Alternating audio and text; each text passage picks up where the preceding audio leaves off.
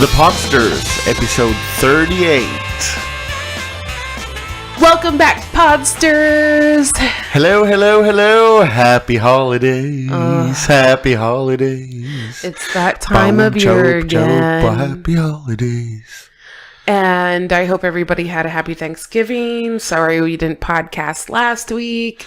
We were kind of on vacation. Yeah, we were kind of on vacation and we had a lot to do there prepping for the holidays. How did it go with your holiday anxiety this year, you think? Holiday anxiety Scale from 1 to 10. I would say the thing is like my holiday anxiety starts like 5 days before the actual holiday. Mm-hmm. And it didn't start until the day of, like maybe a few hours before we Clear improvement. Yeah, a few hours before we had to be at my aunt's house for Thanksgiving. So, and I ended up doing the whole, like, my body went out of whack and started sweating, like, profusely. Uh-huh. And got the little jitters and stuff like that. So, 1 to 10, what do you say? 7? 8?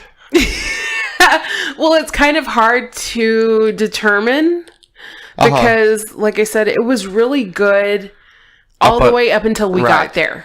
And then I was fine, but then I may have disguised my nervousness by drinking a bit much. Uh-huh.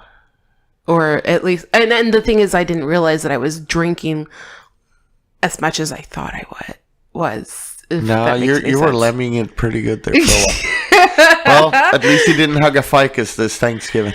Yeah, and I didn't have any fights with anybody. And I was pretty pleasant. I mean, I ended up having to give like 3 back massages to people. And I think that took a lot of energy out of me. Uh-huh. I'm very sensitive when it comes to energies, I believe.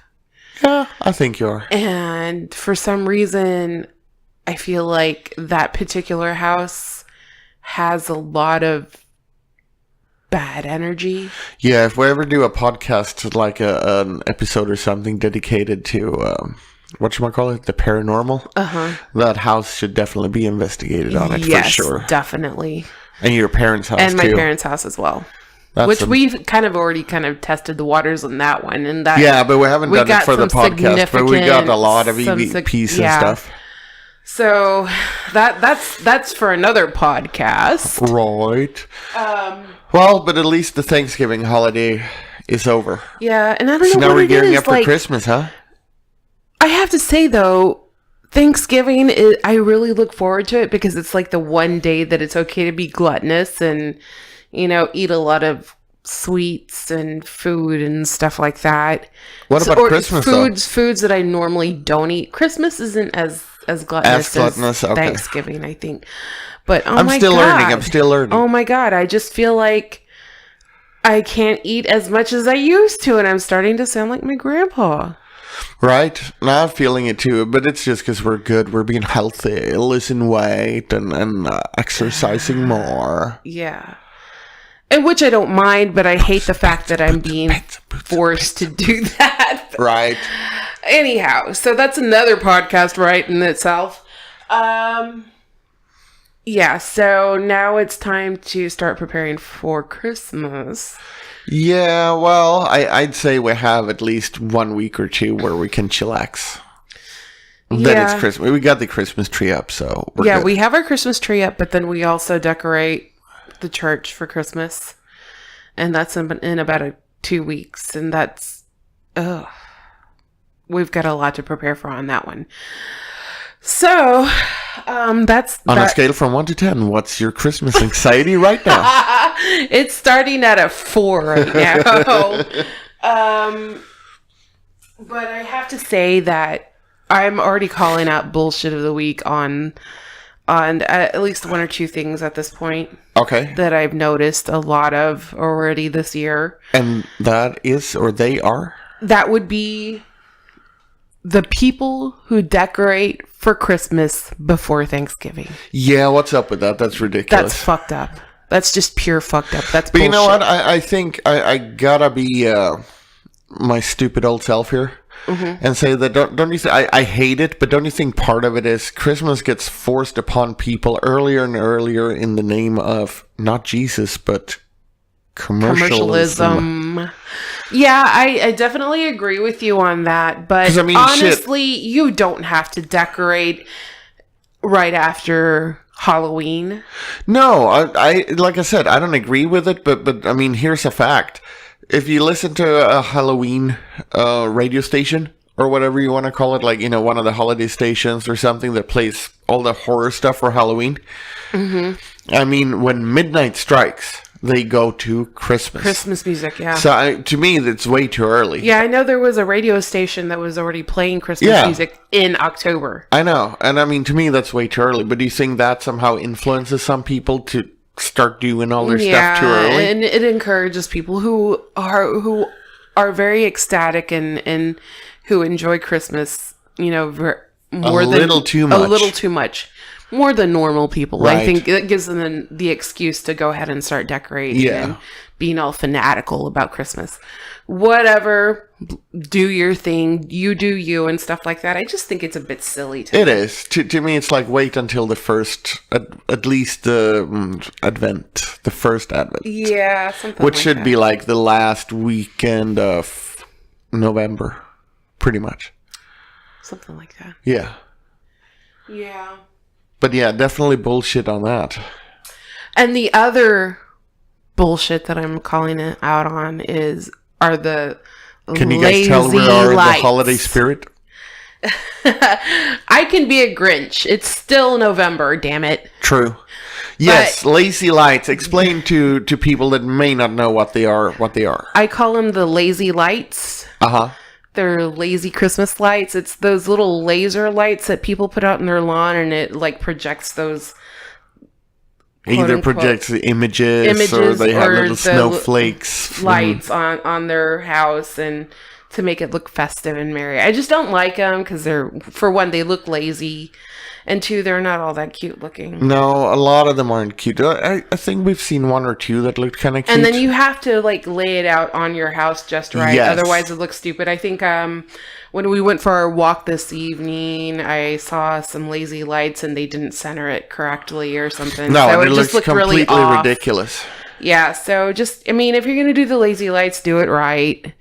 But like I said, they're lazy lights. Yeah, they really are. It doesn't take much to go to Home Depot or even I think H-E-B sells them now. So the grocery store. If you're going to be lazy about it, go and get one of those little blow-up figurine things and put it in your yard. Go get a blow-up doll.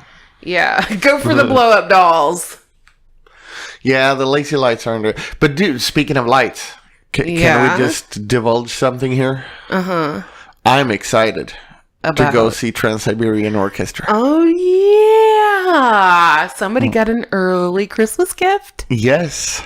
And I'm super excited. I'm super excited too to go. I've never really been a big fan of Trans-Siberian Orchestra, but I've always been curious to see what goes on. And from what I hear too, they've got an awesome light show and stuff like that. I mean, the show itself, the light show and everything is spectacular. Yeah. When it comes to the Trans-Siberian Orchestra, I'm really torn. Yeah. I'm really torn in half because on one hand, it's kind of cool. It's kind of genius. On the other hand, it's so lazy because like we've talked about, people's musical IQ dropped to like the worst that it ever was. Right. And it's like, okay, heavy metal and hard rock and classical music goes hand in hand. Yeah. It always has. I mean, since the inception of that genre. I mean, because you can always compare classical music to rock music because they have like kind of the same movements and stuff like that. So. Oh yeah, and I mean, a lot of especially guitarists mimic the violins, especially and everything. So I mean, I see that that's always gone hand in hand. But then I think it's like, it was corny that they put it to Christmas music. Yes, and I was gonna say, to me, that's sort of like a cheap way out, where it's like, okay, people are too dumb to appreciate our music for most of the year. Once the only time people are intelligence when it comes to music seems to pop up a little bit, well, Christmas time, because everybody knows Christmas music. Yeah. So how about we get some people and we'll like just play this in rock version. to me, that's kind of a cheap way out. But I'm still excited. There's some talented musicians in it for when sure. you're a musician and you got to make money. Oh, not for them. I'm just saying that the concept itself is as genius as it is as cheap as it is at the same time, if that makes sense. That's all. I mean, I like it. I mean, but they hit a gold mine there. Because, for sure. And I mean, people are more than willing to take their family out to go see Trans-Siberian Orchestra. For sure. And I mean, for the sheer entertainment value. Oh, for sure. And I mean, I definitely think all the musicians that have been in it, and this year too, that's in it, they all deserve that money coming in. I mean, I'm kind of excited. We're going to see who's coming to San Antonio and if maybe we can chat with them a little bit for the podcast. That would be nice. But there's some people in there, like one of the singers, who's Swedish, by the way. I mean, he has been at it since 1989. I think he did his first album. And I always struggled. I mean, superb singer and never been able to fully live off of it with good conscience. You know, it's always been that financial nagging. And now he has this chance. I totally think that's great for all of the performers to get a chance like that, to finally get some recognition, hopefully, and financial stability. I'm just saying that the concept itself, whoever came up with it, is this weird mixture of pure genius and pure laziness, when it's just like, what are we gonna do?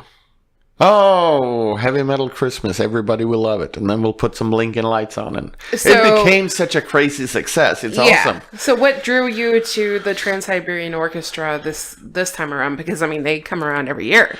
They do. This time around, it's really a couple of the singers and the guitar players. Like the lineup of the orchestra this year. Because that varies. A lot of times too. Apparently they have different musicians every year. They have different musicians every year. Okay. And it was the lineup of them. You have, if we're gonna sit name drop, you have Mats Levén, Swedish singer, the guy I told you about. I mean, he's been at it for so long. Jeff Scott Soto, who's played with Yngwie, and who's Talisman, Yngwie Malmsteen. Yngwie Malmsteen, the guitar hero. Number one. Okay. In terms of guitarists, you have some people from Testament, Sabotage, some really good heavy metal acts, really good musicians. Didn't you say that one of the musicians that's playing was played with your cousin? Yeah, that's Jeff Scott Soto in Talisman, I think. Talisman? Yeah, okay. He sang with Talisman. I think, I don't know if he did Southpaw too, but it's a lot of really talented people this year. Oh, that's going to be interesting. Yeah, and some people from Whitesnake, and yeah, it's a cool lineup this year. For sure. So I'm excited. Speaking of lazy lights, because I'm sure we won't be seeing any lazy lights there. Right, yeah. I'm really excited to see the light show and stuff like that. And I'm pretty sure I'll get into the music. It's just that every time they advertise it, they always play the same song over and over again. And I'm like, it just does not sound appealing to me. Right. But I could be proven wrong once I'm actually there. Yeah, once we're there, or once we've been there, we'll let you guys know what we think in hindsight. Yeah, and just a little side note, when you're buying tickets for any event, like at a particular center, you know, whatever venue you have near you that has events like this and whatnot, make sure you go to that event box office. Yes, go to the official box office. The official box office for that venue, because there are ticket brokers out there under different websites. And a lot of those websites, if you just Google things that everybody does these days, Alexa, give me tickets. Those brokers tend to come up before the true box offices, and the money saving to go to the real box office is ridiculous. Yeah, I want to say that, like, because I made the mistake of just Googling, you know, Trans-Siberian Orchestra or whatever and stuff, and it was like, oh, buy tickets here. And I was like, okay, and they disguised it in a way. Right. They word it in a way where it's like, oh, it's at this event center. Here's, click on this link and you can buy your tickets. Uh-huh. So that site that I went to, it was ridiculous. Every ticket was like at least 2 to 3 times higher than the actual official box office ticket place. Right. Long story short, we ended up getting better seats for half price at the official box office than we would have one of those scalper sites for a really bad seat. And then not to mention that, not only that, I mean, you have to be very cautious with those sites because those tickets could not be legit. Oh, totally. Yeah, I mean, they can be fake tickets or whatever, forged tickets and stuff as well. So just buyer beware. Just be cautious. I just want everybody to know to be careful out there. Because there's a lot of freaking scams that you have to be aware of. Yeah, that's definitely one to keep your eyes out for. Yeah. So did anybody do Black Friday shopping? Anyone? You did? Well, but you did it online, so technically no, you that didn't. wasn't really Black Friday shopping. Okay. But I know a lot of people that get really fanatical about the Black Friday shopping, and I don't really understand it. I mean, sure, you're going to get the savings, but there's just so much that goes into it, and I'm sorry. I'm not going to get up at like 4 o'clock in the morning to go to Target and stand in line and wait for them to open up so I can go grab a TV for like $200. Well, no, right. And to me, there's 2 things that are weird with Black Friday, which is number one, this day and age, where you can actually do online shopping. I don't see the appeal of, like you say, wake up at 3 to be out standing in line at 4. And number 2, it seems that most of the time when people go Black Friday shopping, it's not like they say, oh, shoot, we really need a TV. We should wait another week for this Black Friday. It's people buy stuff that they don't really need just because it was a good deal. Yeah, and okay. Everybody knows I'm a bit of an introvert, or maybe antisocial, or a little neurotic when it comes to being out in crowds of people. And I think that all has to go back to my youth, my younger days when we used to go out to concerts and stuff like that, and being in the crowd, and it was fun to be around a bunch of people like shoving up against each other and stuff like that. Yada yada yada. Bad experience for me at one point, and now I just can't stand crowds. I cannot stand being around a bunch of people at one point in time in like under one area. Right. So I, for one, don't do Black Friday shopping because of that. And 2, because I did work retail for so long. Yeah, you've seen the other side of it too. I know what that goes into. And it's like, man, don't people have lives? I mean, honestly. No, not when it comes to great savings. Yeah, I mean, it's like you really lives. aren't saving, and some of the crap that you're buying your kids, they're only going to play with it for about a week or 2 and then forget about it. Right.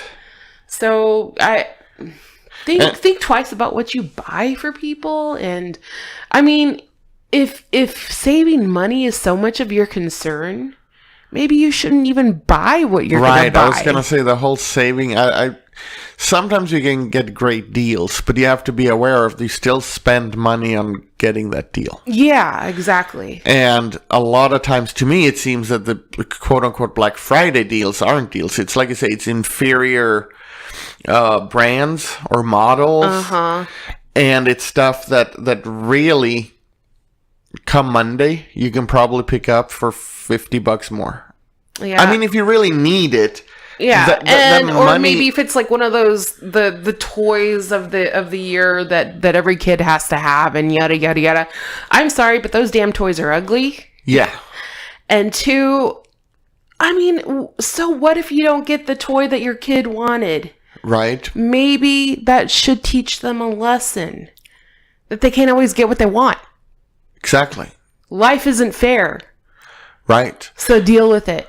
Yeah, no, Black Friday is weird. And what's strange about it too, though, is, but I think it has to do more with online shopping than anything, is that it used to be a really isolated American event. Yeah. And it has been spreading worldwide. Oh, has it? Well, like I said, I don't think it's so much the physical Black Friday, going to a store and waiting in line and all that.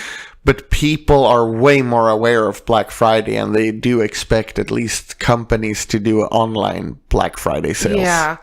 I can understand the online stuff. I mean, online retail is killing it right now. Right. But what I'm saying is that when I moved here 12 years ago, there was nothing. Black Friday wasn't heard of in Europe. Yeah. You know, I mean, unless you knew people in the States and stuff. And I see it now. People in Europe are expecting at least the companies' websites to have Black Friday deals. Deals, yeah. So it has been spreading. I don't think the whole standing in line in front of a store for hours is ever gonna go like international. But it's funny though, because speaking to your mom about it, she asked me if I was gonna do any Black Friday shopping, and I was like, well, maybe online, but I'm not gonna get up and go to a store and you know, fight the crowds and stuff like that just for, you know, a PlayStation or something or whatever, you know, I mean, stuff that I don't even need or want. I never really understood the whole Black Friday thing. I guess because if there's something that I want or need, I'm going to go out and buy it regardless.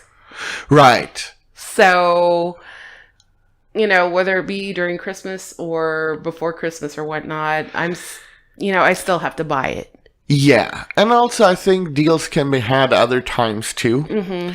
Like this year, of course, I'm looking at instruments and guitars and stuff, but this year I didn't see a whole lot of good Black Friday deals per se. No, I think what you need to wait for is Cyber Monday. Could be Cyber Monday, and I think too that industry has changed, so you get a lot of deals when, almost like with cars, where like the new year models come out, they try to get rid of the old models. Yeah. I mean, the deals I saw, I think, had nothing to do with the fact that it was Black Friday.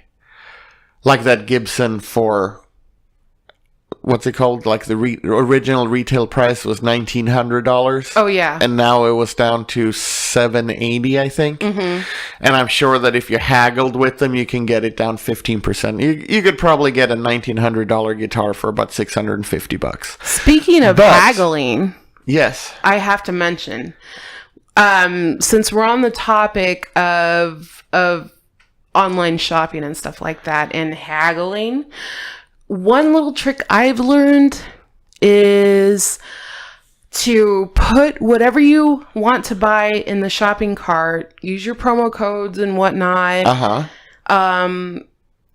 and leave it in the shopping cart, walk away for a few hours or leave it overnight. You will eventually get an email or some kind of promotion from that website stating, if you buy now, we'll take an extra 15% off of your basket or something like that. It's happened before. I know there's been a couple of clothing stores that will notice that I have a bunch of stuff in my basket. And this is even, you know, not during the whole Black Friday thing or the holidays, but I'll leave a bunch of stuff in my basket and they'll be like, oh, you know, I'll get emails saying, you know, what about this? You get 25% off of this and that, or let's get an extra 10% off of your basket and check out now. So just to be, I guess, a good person, I am telling you people, save some money by doing that, okay? Right. That's a really good tip. The only thing I think, if you do it on Black Friday or Cyber Monday, just a little disclaimer. You may not get that deal, but... Well, or you might lose the product. If it's something really popular. Go so fast during that time. Right. But you said you can do it. It's not really dependent on those days. So, no. I mean, that's a good everyday tip, I would say. Yeah, if it's something that you want but don't need right then and there, worth a shot. Put it in your shopping cart and wait for the company to contact you. See if they're willing to give more discounts. That's awesome. Great tip. Uh-huh. And then, okay, so all week long we've been on vacation, and it was more of like it was again a staycation because we're trying to save up money. And what better way to save money is just to stay home. And it was actually kind of nice because we kind of bummed around the house and, did a bunch of nothing. And we did a whole lot of something too. We got new glasses. We can see again. Oh, yes, I can see. And apparently I'm a good candidate to have glaucoma. I don't know if the term is good candidate, but I'm a you candidate. Are at risk. I'm at risk for glaucoma for some reason. I think they say that from what I've heard, and I know nothing about eyes. I think they tell everybody that.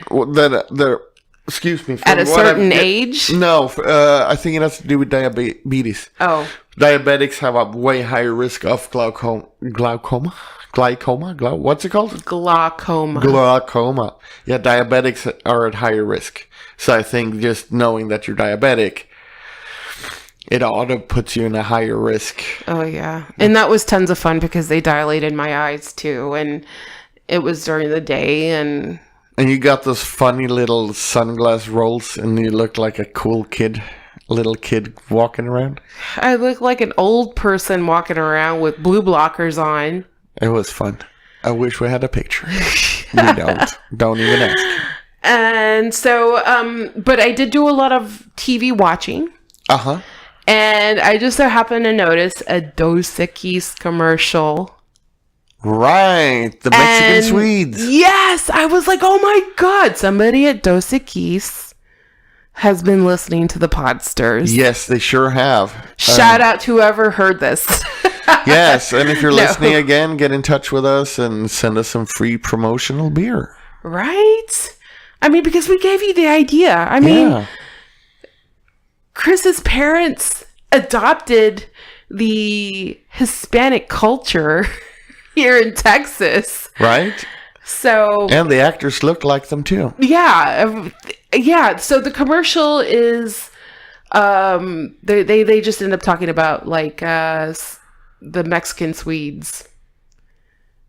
I don't even think they say that. It's just something about in Sweden they enjoy Dos Equis too. We're gonna have to put a link to the commercial, right? But it's funny. Would we post the thing on YouTube? Yes. Yeah, I think that's what we shall do. Let's do it. And do that.